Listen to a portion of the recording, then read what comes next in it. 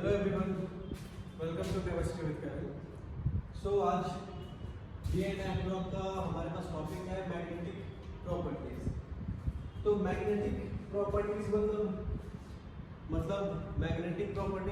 Magnetic गुण, ठीक है। लाइक प्रॉपर्टीज मतलब गुण। तो मतलब सीधा सा बात हम ये कहेंगे कि क्या बिहेवियर दिखाता है, ठीक है, क्या है इस मैग्नेट का, क्या लोचा है। कौन सा चैप्टर पढ़ रहे हैं? DNA block. तो इस मैग्नेट का डीएनए ब्लॉक पे क्या लोचा है, क्या सीन है, इसका सीन इधर क्या चल रहा है। मतलब लाइक कुछ हो रहा है कि बस ऐसा ही सिर्फ तेज चल रहा है, समझ रहे हो ना। तो वही कि मैग्नेटिक प्रॉपर्टीज का हम बात करेंगे डीएनए ब्लॉक में। तो लाइक कैसा बिहेवियर दिखा। तो इस चीज को देखने से पहले हम इसको ये समझते हैं कि लाइक बचपन में या अभी भी अगर कोई करता होगा तो लाइक अगर वो जो होता था ना डिज्नीलैंड में या फिर कहीं भी मिलता था वो मैग्नेट, ठीक है, लाइक छोटा छोटा डिजाइन का नहीं मिलता था और ठीक है इस टाइप का मिलता था, ठीक है। और हम उसको वो टकराते रहते थे, वो आवाज़ वगैरह करता था, ठीक है। और बहुत सारे एक्सटर्नल मतलब बहुत सारे इधर उधर सब्सटेंस में ऐसे सटा के चेक करते थे कि किस में सट रहा है। कहीं कहीं कभी कभी किसी में सटाते थे तो रिपल कर लेता है, ऐसे क्लोज लाते थे तो ऐसा टेढ़ा मेढ़ा होता था, ठीक है, वैसा होता होगा। तो बस उसी चीज़ को रिलेट करो कि कभी क्या होता था, किसी किसी चीज़ में अट्रैक्ट करता था और कभी कभी ऐसे रिपल कर जाता था, नहीं चिपकता था, ठीक है। तो ऐसा क्यों होता होगा, ठीक है। तो ऐसा इसीलिए क्योंकि अगर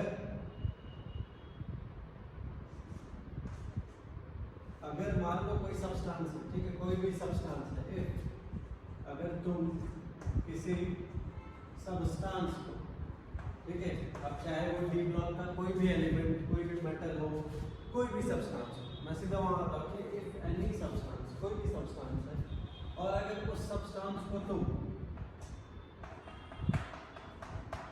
एक्सटर्नल मैग्नेटिक फील्ड के प्रेजेंस में लाते हैं, ठीक है, वो चुंबक, ठीक है, और कोई सब्सटेंस तुम एक्सटर्नल मैग्नेटिक फील्ड के प्रेजेंस में तुम ला रहे हो उस सब्सटेंस को, तो क्या होगा, दो तरह का लाइक इसको मैं और एक चीज लिख देता हूँ कि mainly two types of magnetic behaviour show करता है। Mainly two types of magnetic behaviour दिखते हैं। ऐसे टोटली देखोगे तो 5 टाइप्स का होता है। मैं यहाँ 2 टाइप्स का लिख रहा हूँ। अगर 5 टाइप्स को देखना है तो वो लाइक सॉलिड स्टेट में मैंने पढ़ाया है, ठीक है। सॉलिड स्टेट वाले चैप्टर में भी मैग्नेटिक प्रॉपर्टीज है, तो मैं यहाँ 2 लिख रहा हूँ, होता 5 है, पैरा, डाई, फेरो, फेरी, एंटी फेरो, ठीक है। तो मैं यहाँ 2 पे बात कर रहा हूँ मेनली, ठीक है। अगर पूरा वो देखना है तो सॉलिड स्टेट की मैंने लेक्चर दे रहा हूँ। तो main 2 types of magnetic behaviour क्या होता है, या तो अट्रैक्ट होता था या तो रिपल कर देता था। तो 2 तरह का बिहेवियर होता था, ठीक है, एक या तो अट्रैक्ट या तो रिपल। तो मैं सीधा पहले ये लिख रहा हूँ कि उसका नाम क्या है। एक का नाम 2 टाइप का मैग्नेटिक बिहेवियर है, एक मेनली 2 टाइप्स का, paramagnetic and diamagnetic, ठीक है। मेनली 2 तरह का, मतलब मोस्ट ऑफ द सब्सटेंस में तुम अगर उस चुंबक को, उस मैग्नेट को अगर लेके जाओगे सामने, तो या तो वो अट्रैक्ट कर लेगा या तो रिपल। तो मेनली 2 टाइप्स। तो सर ठीक है, बट ये व्हाट इज पैरा है क्या, पैरा मैग्नेटिक। तो ये जो पैरा मैग्नेटिक है, ठीक है, इसको कहते हैं, क्या होता है पैरामैग्नेटिक सब्सटेंस, क्या होता है। तो पैरामैग्नेटिक सब्सटेंस वो होता है जो सब्सटेंस मैग्नेट के करीब लाने पे उससे पार्शियली अट्रैक्ट कर जाए। तो partially gets attracted in presence of external magnetic field, ठीक है। तो डाया क्या होता है? डाया क्या होता है? मैं यहाँ डाया लिखता हूँ, डाया मैग्नेटिक सबस्टेंस। ये होता है रिपल्ड। ये क्या करता है? रिपल्ड हो जाता है, rippled bye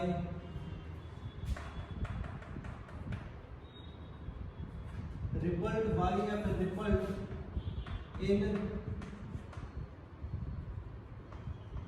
in presence of external magnetic field। ठीक है, repelled in presence of external magnetic field। तो ऐसा क्यों करते होंगे? ये लाइक पार्शियली गेट अट्रैक्टेंस। हम कह रहे हैं कि चुंबक के प्रेजेंस में हम किसी मैग्नेट को लेके आते हैं और कोई सब्सटेंस है और उसको मैग्नेट को करीब ला रहे हैं सब्सटेंस, ये क्या कर रहे हैं? उससे अट्रैक्ट कर जा रहा है।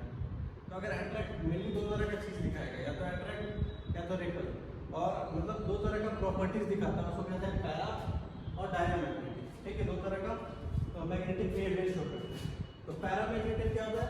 Partially gated attracted in presence of external. मान लीजिए अट्रैक्ट कर दिया, ये कौन सा बिहेवियर दिखा रहा है? पैरामैग्नेटिक। तो इसका रीजन क्या है? लाइक ऐसा क्यों करना होगा? ये इसीलिए करता है क्योंकि इसके पास अनपेयर्ड, इसके पास प्रेजेंस ऑफ, इसके पास क्या है? Presence of unpaired electron. ठीक है, और ये रिपल क्यों करता है? रीजन है, where is the white shock? No unpaired electron, no unpaired electron या इलेक्ट्रॉन्स। ठीक है, नाउ अब क्या है ना कि हम इसका सब कुछ देखेंगे, एग्जांपल में देखेंगे। ठीक है, सब कुछ देखते हैं। अभी सिर्फ इस टॉपिक पे बात की कि एक्सटर्नल मैग्नेटिक फील्ड लाने पे क्या होगा, एक्सटर्नल मैग्नेटिक फील्ड लाने पे क्या होगा, ये सारा चीज है। ठीक है, नाउ अब हम इसको इरेज करते हैं। अब हम पॉइंट पे आते हैं कि लाइक डाया हो गया, पारा हो गया। अच्छा, एक और चीज ऐसे बुक में लिखा हुआ है फेरोमैग्नेटिक। तो हम ये कह देते हैं कि लाइक पैरामैग्नेटिक क्या है? Partially get attracted. ठीक है, पार्शियली गेट्स अट्रैक्टेड। फेरोमैग्नेटिक एक लाइन लिखा हुआ है एनसीईआरटी में, इस चैप्टर में से मैं कह दे रहा हूँ कि फेरोमैग्नेटिक में वो पैरामैग्नेटिक से स्लाइटली और अट्रैक्ट हो जाता है। ठीक है, मतलब जितना पैरामैग्नेटिक नेचर वो सब्सटेंस दिखा रहा होता है, उससे थोड़ा सा ज़्यादा फेरोमैग्नेटिक सब्सटेंस बिहेवियर दिखाता है, मतलब उससे ज़्यादा अट्रैक्ट हो जाता है। ठीक है, सो नाउ अब हम इसको इरेज कर रहे हैं और next I am going to the point. ठीक है, दिस इज, इसको इरेज कर देता हूँ। अब मैं आता हूँ सीधा फॉर्मूला। ठीक है, इसको इरेज करो, स्क्रीनशॉट लेना है, देखो नाउ पैरा हो गया, डाया हो गया। ठीक है, अब मैं बात करूंगा कि लाइक देखो अब क्या है ना, दो चीज मैं बताता हूँ। लाइक एक अभी बात किया कि एक्सटर्नल मैग्नेटिक फील्ड में कैसा शो करता है, और दूसरा बात अगर एक्सटर्नल मैग्नेटिक फील्ड नहीं है तो क्या होगा? तो कुछ होता है। तो लाइक एक है कि मान लो एक्सटर्नल मैग्नेटिक फील्ड नहीं लगा है, तो फिर क्या होगा? लाइक अगर सिर्फ एक तुम्हारे पास एटम है, ठीक है, कोई भी एलिमेंट है डी एंड एफ ब्लॉक का, उस केस में क्या होगा? उस केस में क्या वो मैग्नेटिक बिहेवियर दिखाएगा? एक्सटर्नल में तो ठीक है ऐसा दिखाता है, अगर एक्सटर्नल फोर्स नहीं है, एक्सटर्नल मैग्नेटिक फील्ड नहीं है, तो क्या होगा? तो मैं अभी उस पर आऊँगा कि नहीं होगा तो। और बाकी अब मैं अभी निकालता हूँ कि ये जो मैग्नेटिक मूवमेंट है, ठीक है, लाइक कैसे बताएंगे कि कौन पैरामैग्नेटिक शो कर रहा है, कौन डायमैग्नेटिक शो कर रहा है। ठीक है, मैं इसको इरेज कर रहा हूँ। ठीक है, सो इस लाइन को मैं इरेज करता हूँ और यहीं पे लिखता हूँ।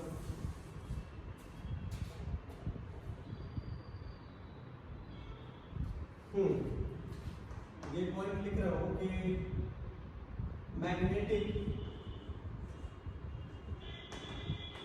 मूवमेंट,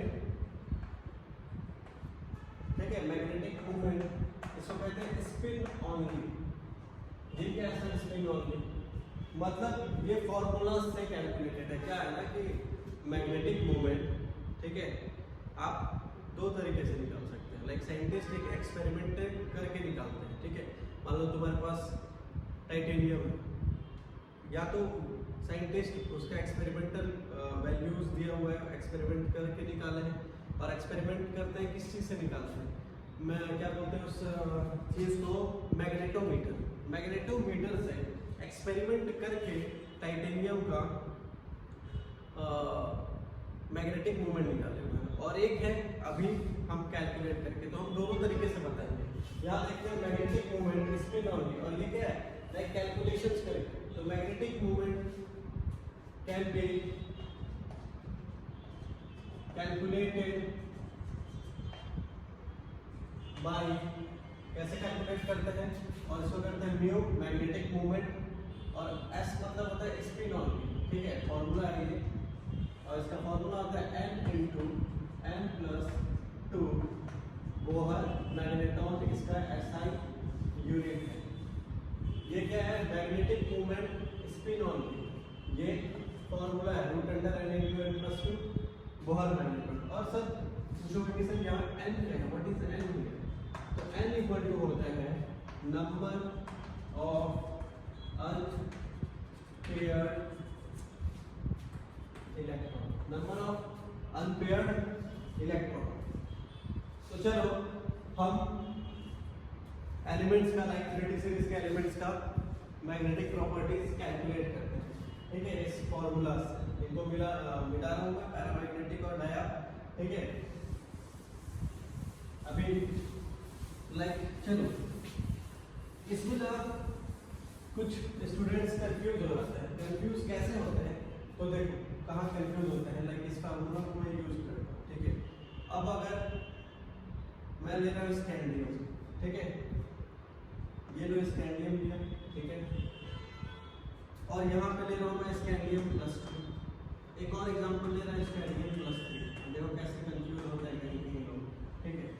स्कैंडियम का मेरे को मैग्नेटिक मोमेंट चाहिए, कैसे निकालेंगे, स्कैंडियम एटॉमिक नंबर 21 होता है, ठीक है, तो इसका होता है 4s2 3d1, ठीक है। अब हम यहाँ क्या बोल रहे हैं, n equals to number of unpaired electron. तो अब अगर हम इसका magnetic moment spin only formula से निकालेंगे, ठीक है। स्पिन ऑनली मतलब ये देखो, ये जो होता था ना क्लास 11 चैप्टर 2, ये स्पिन ऑनली, ठीक है, प्लस 1/2 माइनस 1/2, इस चीज को लाइक यहाँ पे स्पिन ऑनली, एक ही अनपेयर्ड इलेक्ट्रॉन, स्पिन ऑनली क्या है, प्लस 1/2, तो वो वाला बात कर रहा है। और एक्सपेरिमेंट में मैग्नेटोमीटर से निकालते हैं, अभी हम बताएंगे वो चीज। यहाँ देखो, यहाँ अगर कैलकुलेट करें नंबर ऑफ अनपेयर्ड इलेक्ट्रॉन का फॉर्मूला, स्कैंडियम के लिए हमारे पास क्या है, स्कैंडियम में हमारे पास n number of unpaired electron, यहाँ कितना देख रहे हैं, यहाँ कितना देख रहे हो अनपेयर्ड इलेक्ट्रॉन, एक है, ठीक है। 4s2 नहीं है, 3d1 में 3d1 एक 1 इंटू n प्लस 2 1 प्लस 2 3, तो क्या हो जाएगा हमारे पास final root under 3, value is 1.73 Bohr magneton, ठीक है, क्लियर। नाउ स्कैंडियम प्लस 2, इसके पास अनपेयर्ड इलेक्ट्रॉन कितना है, कितना है इसके पास, तो कंफ्यूज मत होना। यहाँ पे लाइक होता है 4s0 3d1 का स्कैंडियम, ऐसे लिख लो। उसके बाद देखो इलेक्ट्रॉन निकालना है, तो कहाँ से निकालोगे, सॉरी यहाँ पर 4s2 3d1, इलेक्ट्रॉन कहाँ से निकालोगे, एक यहाँ से एक यहाँ से नहीं, इलेक्ट्रॉन हमेशा पहले 4s से निकलता है, मोस्ट ऑर्बिट से निकाल दिए, बचा क्या निकल 4s1 ही बचा है।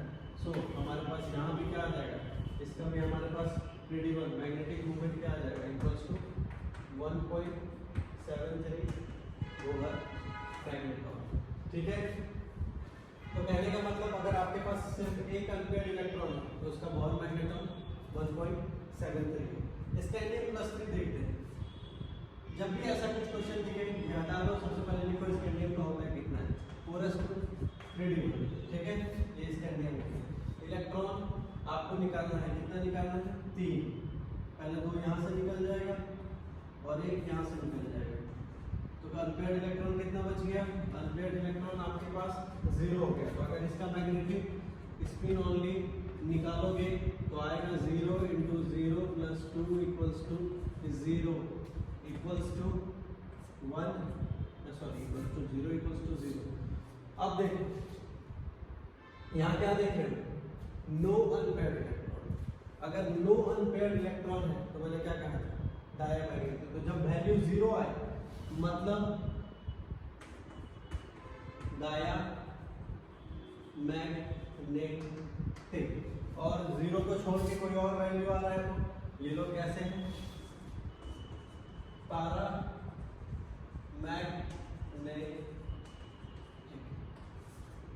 बात समझ आया? क्लियर है? कुछ और एग्जांपल देखते हैं हम, ठीक है? Let's move to some more example.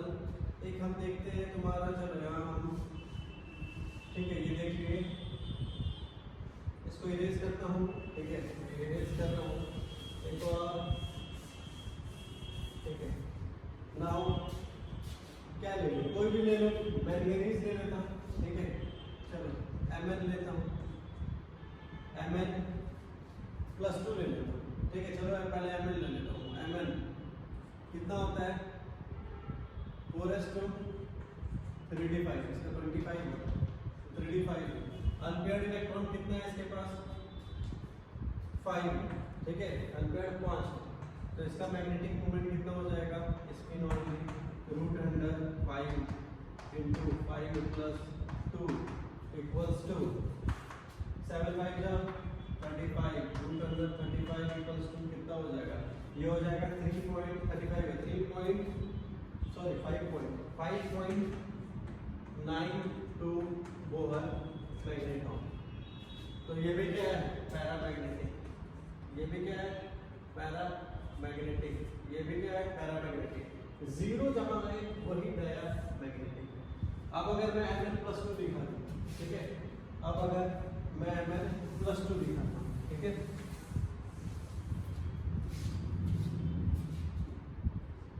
Mn +2,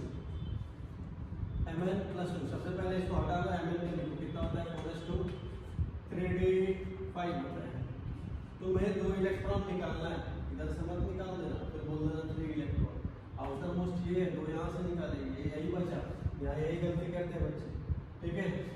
तो इनका मैग्नेटिक मूवमेंट हो जाएगा, कितना हो गया? अनपेयर्ड इलेक्ट्रॉन 5 ही है, तो 5 × 5 + 2 इक्वल्स टू 7 5 जा 35, √35 इक्वल्स टू 5.92 बोहर मैग्नेट। और ये भी क्या है? पैरा मैग्नेटिक इन नेचर, मतलब partially attracted by external magnetic field, ठीक है। अच्छा, सही है सर। इस तरह का बहुत सारा एक्सपेरिमेंट, लाइक बहुत सारा मैग्नेटिक मूवमेंट बुक में हमारे टेबल में निकाला हुआ है, ठीक है। अब क्या है कि अगर उस टेबल को देखोगे तो वहाँ पे कैलकुलेटेड भी है और एक्सपेरिमेंटल भी है। तो वो क्या है सर? ठीक है, व्हाट इज दैट? वो क्या है? चलो मैं उसको वो बताता हूँ वो क्या है। तो देखो, इसको मैं इरेज करता हूँ, ठीक है।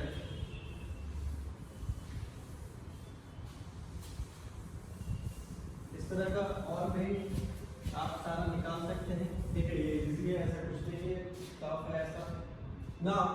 अब ये देख रहे हो, ये क्या है? ये आपके पास फॉर्मूला है, ठीक है, फॉर कैलकुलेशन।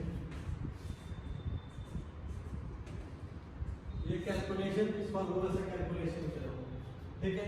पर अगर आप देखोगे, ये मैं यहाँ लिख देता हूँ कि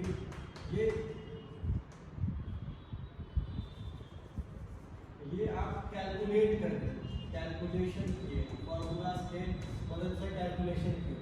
पर अगर आपको एक्सपेरिमेंटली निकालना है, लाइक बुक में अगर देखोगे कुछ एक्सपेरिमेंटली वैल्यूज है, तो एक्सपेरिमेंटली निकलता कैसे? तो यहाँ देखो, अगर किसी डी ब्लॉक के एलिमेंट को या कोई भी एलिमेंट को तुम देख रहे हो तो उसके पास इलेक्ट्रॉन होता है, मान मानते हैं।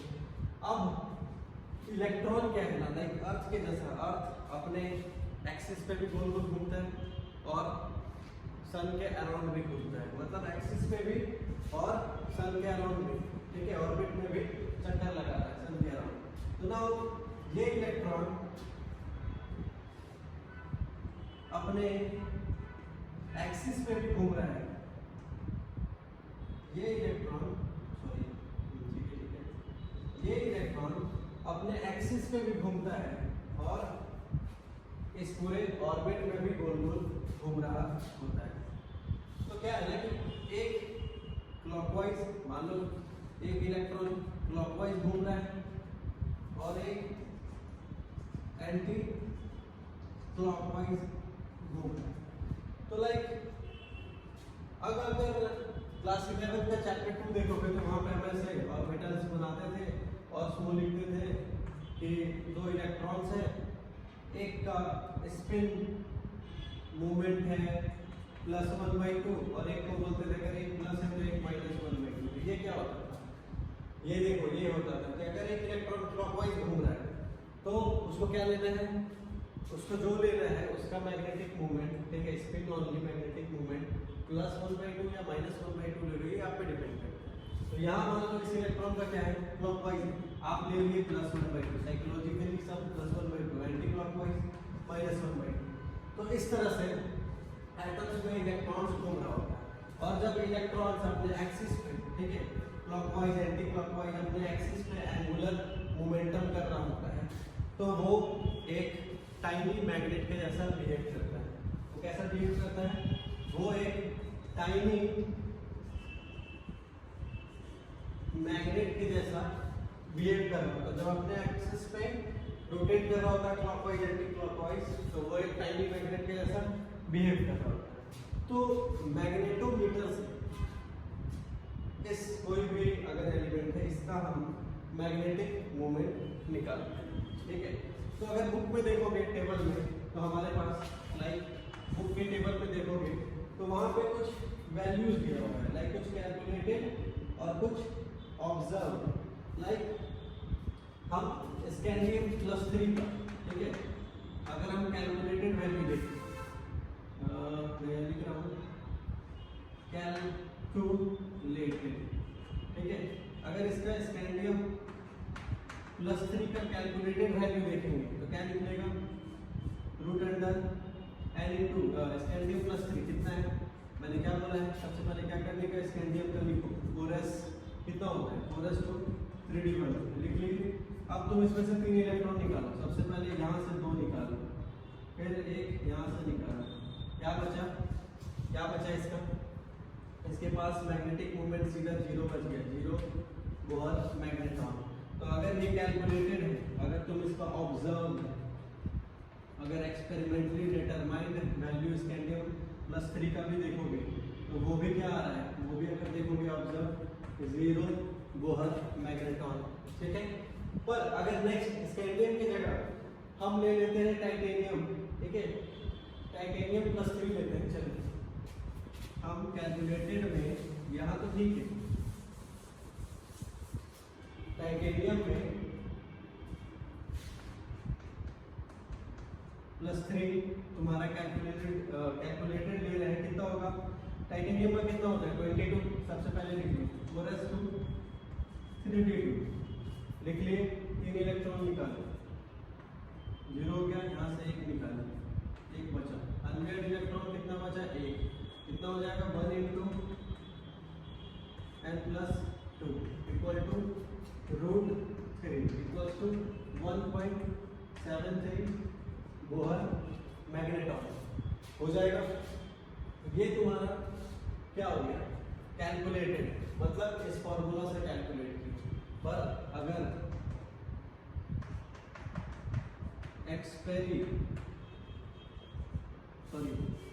एक्सपेरिमेंटली लिखो या ऑब्जर्व लिख लो, ऑब्जर्व अगर लिखें तो अगर टाइटेनियम +3 का ऑब्जर्व वैल्यू निकाला गया है तो वो निकाला गया लमसम अराउंड इतना ही है, लेकिन फिर भी डिफरेंट है, वो है 1.75, वो आता है 1.75 बोहर मैग्नेट्रॉन। क्या होता है 1.75 बोहर मैग्नेट्रॉन, सॉरी 75। तो ये देखो ये 1.73 कैलकुलेटेड है इस फॉर्मूला से, और ये 1.75 एक्सपेरिमेंट से। ठीक है, एक्सपेरिमेंट से, ठीक है, टाइटेनियम के 3 इलेक्ट्रॉन निकालने के बाद जब मैग्नेटोमीटर से निकाला गया तो हमारे पास ये वैल्यू आया। तो सर सारा याद रखना होगा क्या? ये याद रखो फॉर्मूला, ठीक है, इससे आप कोई एग्जाम में पूछा जाएगा, आप यहाँ से बता दें। ठीक है, तो ये था बात आपका दोनों कि क्या है पूरा डिटेल मात्रा क्या है, कि कैसे ऑब्जर्व में कैसे कंफ्यूज होते हैं कि कैलकुलेटेड ऑब्जर्व क्या है। तो ये ऑब्जर्व में मैग्नेटोमीटर से ऑब्जर्व किए हैं और फॉर्मूला ये है, इसकी नॉर्मली से हम लोग निकालें। अब अगर हाँ और कुछ बताना है, आई थिंक सबको बता दिया। हाँ अगर देखो ये वीएम क्या होता है, अगर मैं इसको यहाँ बता के खत्म करता हूँ कि 1 बोहर मैग्नेट्रॉन इक्वल्स टू क्या होता है E इंटू एच अपॉन 4 पाई MC। ठीक है, E इंटू एच अपॉन 4 पाई MC। ये 1 बोहर मैग्नेट्रॉन इक्वल्स टू ये वैल्यू होता है। अब EH 4 pi MC equals to कितना हो जाएगा? E charge of electron, H Planck's constant 6.625, 4 into pi 22.7, M mass of electron, क्योंकि क्या निकाल रहे हैं इलेक्ट्रॉन का ही तो निकाल रहे हैं। ठीक है, मास of electron, C speed of light, electrons भी लगभग स्पीड ऑफ लाइट से पैरेलल रहते हैं। तो अगर इसका वैल्यू देखेंगे हमारे पास आएगा 9 पॉइंट, यहाँ लिखता हूँ नीचे 9.27 into 10 to the power minus 24 ampere metre square, ampere metre square. तो ये है अपने पास 1 बोहर मैग्नेट्रॉन का वैल्यू। ठीक है, तो ये सारा बात और तो कुछ नहीं होगा। ठीक है, हाँ तो क्लियर है। तो सीधा 2 पॉइंट याद रखो, अगर सीधा नो अनपेयर्ड इलेक्ट्रॉन तो डायामैग्नेटिक, अनपेयर्ड इलेक्ट्रॉन है तो पैरामैग्नेटिक। ठीक है, और क्या याद रखना कि ऐसे मुंह पे कैलकुलेट नहीं करना, लिख के करना, क्योंकि मुंह पे कैलकुलेट करोगे ना तो 3D तुम 3D से इलेक्ट्रॉन निकाल दोगे, गलती से निकालना है फोरस से। तो उसमें ऐसे क्या लगता है कि अगर नहीं है यहाँ पे, अगर हाँ देखो अगर यहाँ पे Mn है और Mn+2 है तो तुमको क्या लगेगा यहाँ पे ये 3D5 है, यहाँ 3D5 अनपेयर्ड इलेक्ट्रॉन है, तुम अचानक से यहाँ गलती कर बैठते हो कि अरे 2 इलेक्ट्रॉन निकल गया ना, यहाँ 3D3 बन गया, पर ऐसा नहीं हुआ। 4s से इलेक्ट्रॉन निकला है, यहाँ भी 4s से निकला, कोई फर्क नहीं पड़ा, यहाँ भी 2 इलेक्ट्रॉन 4s से निकला तो यहाँ भी कोई फर्क नहीं पड़ता, 3D5 इसका भी होगा। तो Mn का जो बोहर मैग्नेटिक मूवमेंट आएगा वही Mn+2 का भी आएगा, तो ये ध्यान रखना, इसीलिए कैलकुलेट करना। So that's it, thank you, bye bye, good night.